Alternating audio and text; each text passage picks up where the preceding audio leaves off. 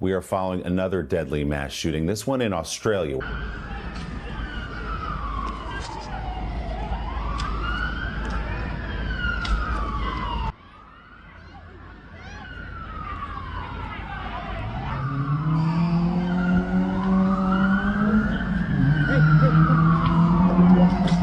Hey, stay there.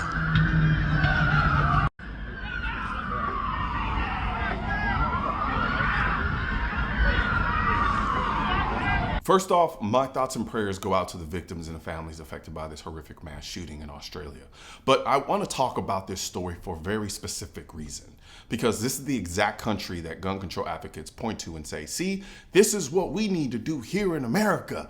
And yet, here we are. Where police say 2 gunmen opened fire on Sydney's famous Bondi beach, killing at least 11 people. One of the suspects also is dead. Another is in custody. NBC's Raf Sanchez is following the latest developments for us. Raf, what more can you tell us?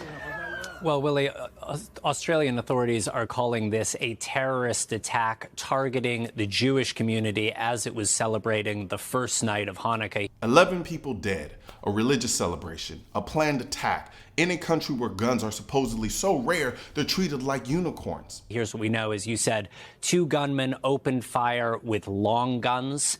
There are at least 11 people killed, including one of the shooters. The second gunman is in custody in critical condition, and authorities are now investigating whether a third individual was potentially involved. Now, amid the horror, there was also heroism. There is a video that is a little difficult to watch, but I want to show it to you in just a second here. You see, if we have that video, you see the man in white there running up and tackling that suspected gunman. There is a struggle, and you can see he appears to wrestle what looks like a shotgun out of that man's hands. That man didn't have a gun. He didn't have a badge. He didn't have armor. He used his body. And while that was incredibly brave, it should never be the only option available. Authorities are saying police were on the scene and engaging in a gun battle with these shooters within just minutes. Police are also saying that they found a car linked to the killed gunman, which does appear to contain improvised explosive devices. Let that sink in.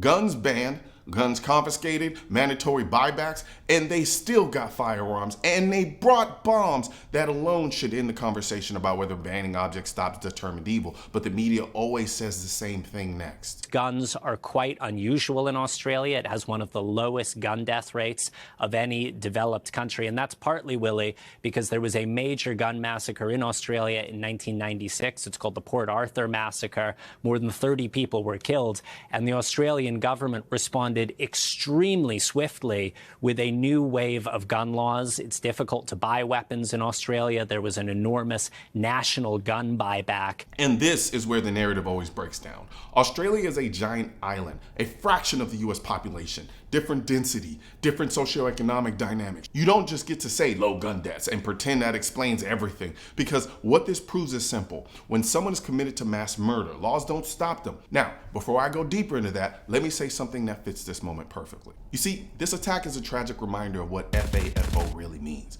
What it means is empowering the good people, empowering the citizens. FAFO isn't about bravado. It isn't about wanting violence. FAFO is about reality. If someone is willing to slaughter innocent people, they're not thinking about laws. They're not thinking about buybacks. They're not thinking about prison. They've already decided life doesn't matter. And when governments disarm the public completely, they don't eliminate violence. They monopolize force. FAFO is the warning. If you remove every lawful means of defense, evil doesn't disappear.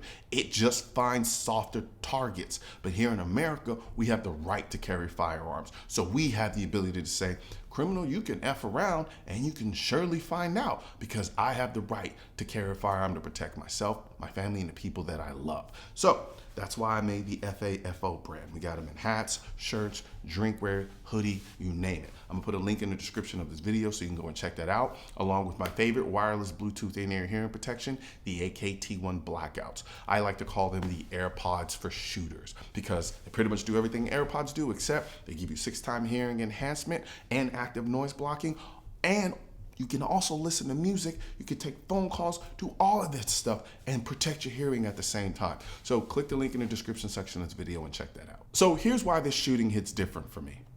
Australia isn't just another country, it's literally a massive island. No neighboring countries, no shared borders, no excuses about porous land crossings. And despite all of that, despite banning guns, confiscating guns, buying them back, doing everything gun control groups say we need to do here in America, they still got guns onto the island. They still planned an attack. They still killed innocent people, and that's the part people don't want to confront, because this wasn't a failure of enforcement. This was proof that gun bans do not stop intent. That's why I've always hated the term gun violence.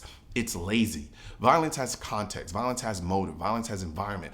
Australia having low gun deaths doesn't magically explain this away. Australia has a fraction of the US population, a fraction of the density. One of our states has a population the size of Australia. We have many states that have a higher population of Australia. So saying Australia has a low gun violence is like pointing at Wyoming and pretending the laws did that. They didn't. Now look at this attack specifically. Not only did they bring guns, they brought improvised explosive devices. If those bombs had gone off, this wouldn't even be a gun conversation anymore. That alone tells you something important. When someone wants to do mass harm, they will find a way. And here's the part that really stuck with me. There is footage of people recording the shooters while they were actively firing into the crowds. And I'm not blaming them, because what else could they do? They were completely defenseless. But let's be honest for a second.